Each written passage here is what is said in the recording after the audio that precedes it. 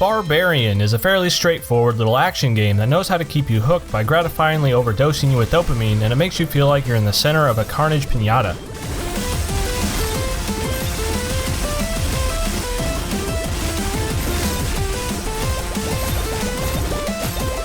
I will now attempt to explain Barbarian while trying to avoid the allure of puns, so please bear with me. Barbarian offers up roughly 100 micro levels filled to the brim with literally thousands of enemies to destroy. The combat consists of a normal chain of attacks, a brutally slow recharging dash attack, an item attack, rage mode, and a dedicated button to spend stored energy to call back dead minions into battle.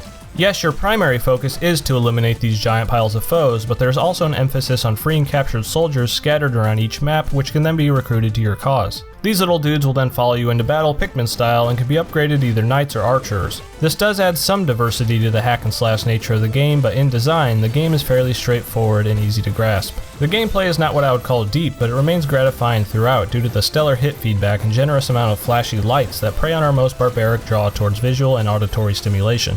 If the team has a prior casino game designer in their ranks, I would not be surprised as they nailed this aspect.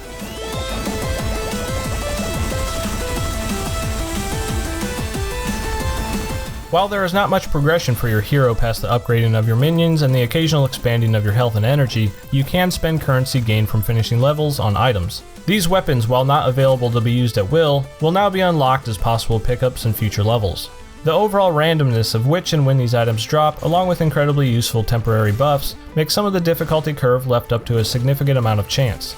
A boss could crush you during one attempt to then have the next try be completely turned around if you just so happen to get that right boost at the right time. As mentioned previously, your dash ability takes quite long to recharge and expect to be forced to take some damage charging headfirst into battle, sparing that move for when you need it most.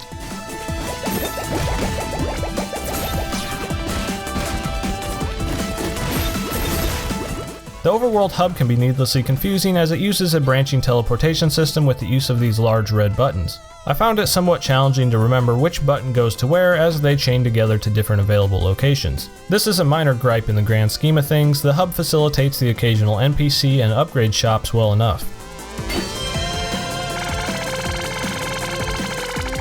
Barbarian could benefit from just one more deeper system to help diversify its combat, say one changeable active ability, or maybe something as simple as a heavy attack, but alas, it goes for arcadey hack and slash and that's what you get.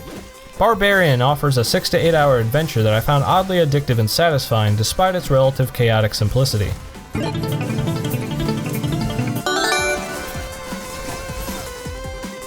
If you like this style of review, consider subscribing and checking out my Patreon at the end of this video, and as always, this has been Deadite from Boomstick Gaming, and thanks for watching.